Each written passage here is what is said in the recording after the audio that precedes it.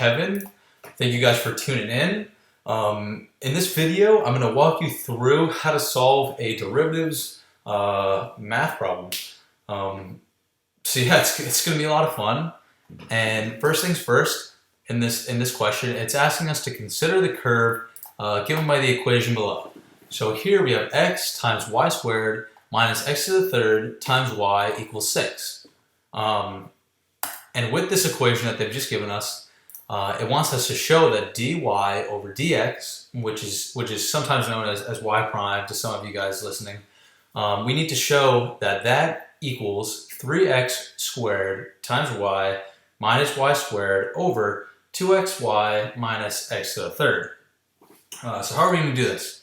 Well, first things first, we have to look at that equation that they gave us originally, and I'll pull it up right here. And that is x. So this is the equation that we had before. So that's x times y squared minus x to the third y equals 6. So with this equation that was just given to us, we need to take the derivative. In any case where we're looking for dy over dx, we're going to have to. It's going to involve derivatives, you know. So here, that's what we're going to do.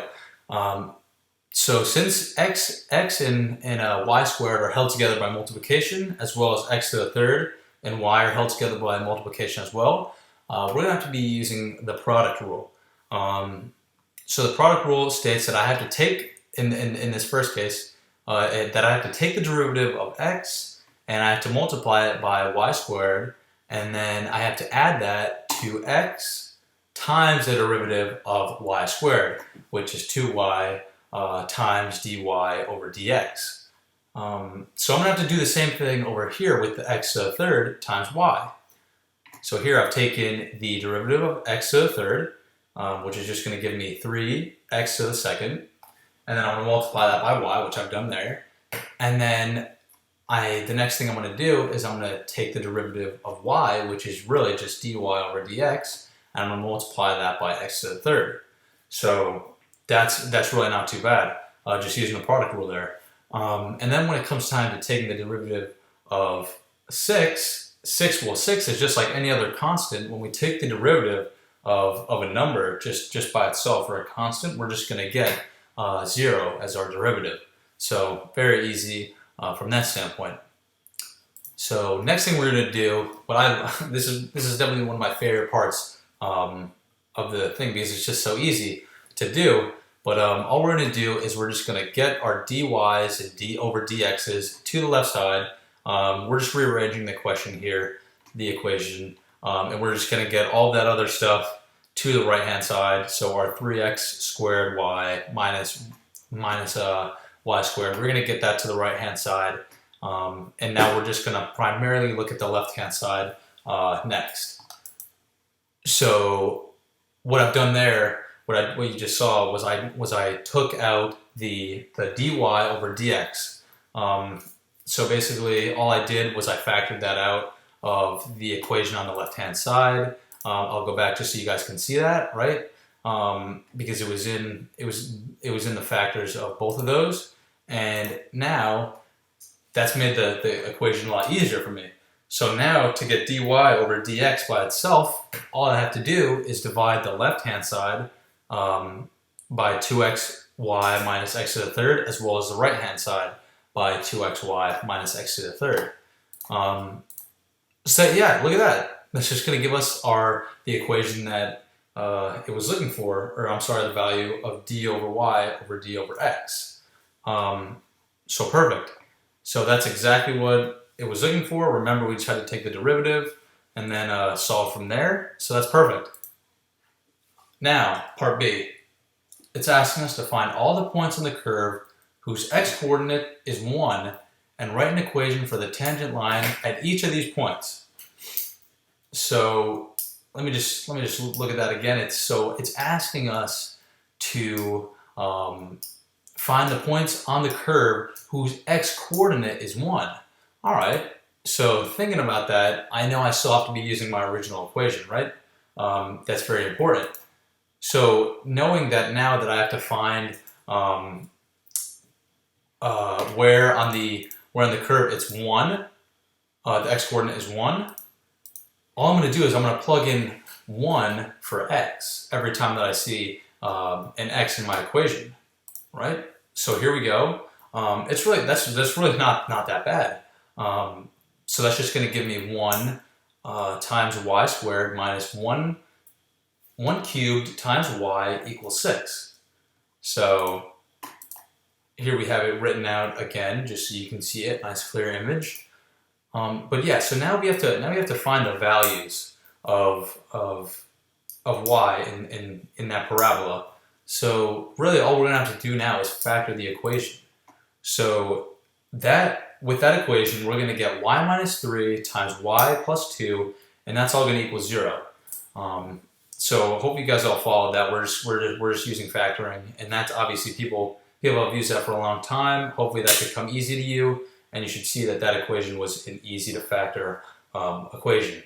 So now all we're going to do is we're going to set y minus 3 equal to 0, as well as y plus 2 equal to 0, and that should give us solutions of y equals 3 and y equals negative 2. So right now we're going to look at our derivatives equation. Right, so I've got that right here, and all we're going to do is plug in our values that we just received for y and x, and we're just going to plug those back into the derivative equation to give us the slope of the line that we're looking for, which is the tangent line. So here you see that I have everywhere that you see an x, I put a 1, and everywhere where you see a 3, I've put in. I'm sorry, everywhere where you see a 3, that used to be the y value. So really, it's just plugging in what we already know. So here, all I've done is I've just simplified the equation. That makes it a lot easier to look at, and really, we get an answer that doesn't seem too bad. So we get 9 minus 9 over 5, and this is just going to give us 0 over 5, and that's just going to simplify to 0. So we know that the slope of that tangent line is going to be 0. So here are our knowns, y equals 3, and the slope we now found out is 0. So all we're going to do is we're going to plug that into the point slope form, which is y minus y equals m, which is slope times x minus x. So here I've done that, and we have y minus 3 equals 0 times x minus 1. So now what we're going to do is we're just going to distribute the 0 to the x and to the 1, and that's just going to give us a value of 0 for both. And now we're just going to be left with y minus 3 equals 0, and all we got to do is just bring that 3 over to the other side to give us y equals 3. I kind of like that animation there. All right, so now we've got to do the exact same thing for this right here. So now that we found out before that line equals y equals 3, so now we'll find out what this tangent line equals. So right here we found out that the value of that previous y, which we had to factor for, equals negative 2. So once again, we're going to plug the 1 and the negative 2 into this derivatives equation to find the slope of the tangent line that we're looking for. So here, every time that I see an x, I'm just going to plug in a 1, and every time I see a y, I'm just going to plug in a negative 2. Pretty straightforward, not too bad. So here I've just simplified the equation all the way down to negative 10 over negative 5, which is just going to give us a positive 2 as our slope for this tangent line. So let's take a look at the knowns that we have. We have y equals negative 2, and slope equals 2, equals positive 2. So now, just like we did with the other tangent line, we're gonna have to plug our knowns into the point slope form. So here we have y plus 2 equals 2 times x minus 1. So really, when we simplify this, we're going to get the tangent line of y equals 2x minus 4. So remember, the other tangent line was y equals 3, and this one is y equals 2x minus 4. All right, so here is the third and final piece of this problem that I'm walking you guys through, and it's asking us to find the x-coordinate of each point on the curve where the tangent line is vertical. All right, so once again, we're just gonna have to take a look at our dy over dx equation. So in this case, we have to, since we know that the line is vertical, we know that there is no change in slope.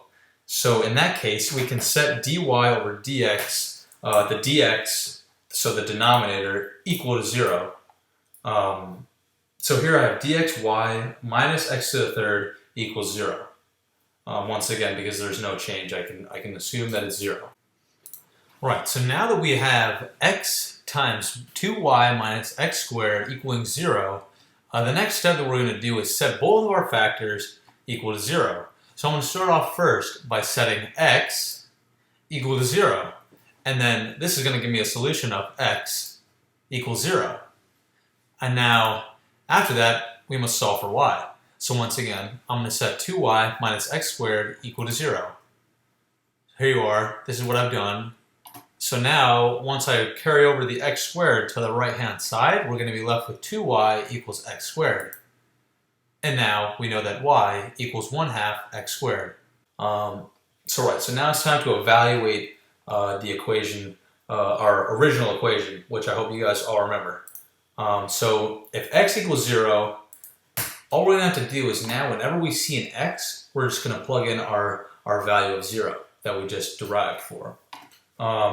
So now that everything is being multiplied by 0, we get that 0 equals 6.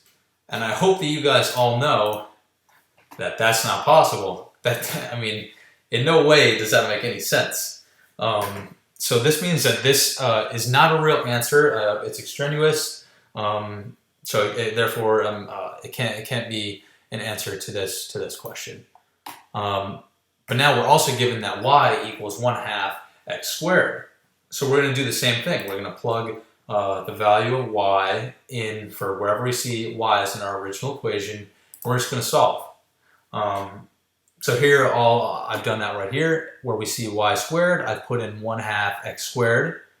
And when we see y over here with the x times x to the third, I've just put in 1/2 x squared. So now all I'm going to do next is I'm just going to add together our exponents.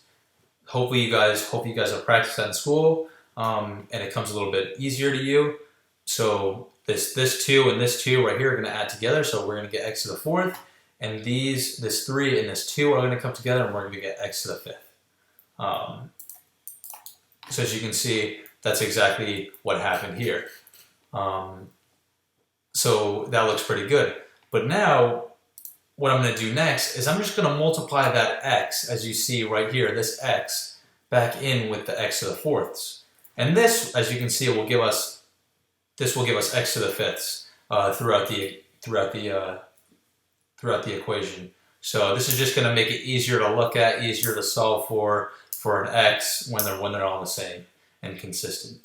But I'm still not liking these fractions hanging out right in front of the x's. So what I'm going to actually do is I'm going to try to eliminate them by multiplying by 4. And what this will do is this will give me, instead of 1/4 x to the fifth, it'll give me 1 x to the fifth. And instead of 1/2 x to the fifth, it's going to give me 2x to the fifth. And that's also going to change the value of our 6 because it's being multiplied by 4. And that's going to give us 24 instead of 6. So what that all boils down to is x to the fifth minus 2x to the fifth equals 24. So all we're going to do is we're going to subtract the negative 2x to the fifth from the x to the fifth to give us negative x to the fifth equals 24. So now we're just going to want to take, we obviously want to get x all by itself. So we're going to have to take the fifth root of positive x and the fifth root of 24 to give us x equals negative 24 fifth root. So guys, thank you so much for tuning in. I hope you guys all learned something, and I hope you guys come back again next time for another video. So have a nice day. Adios.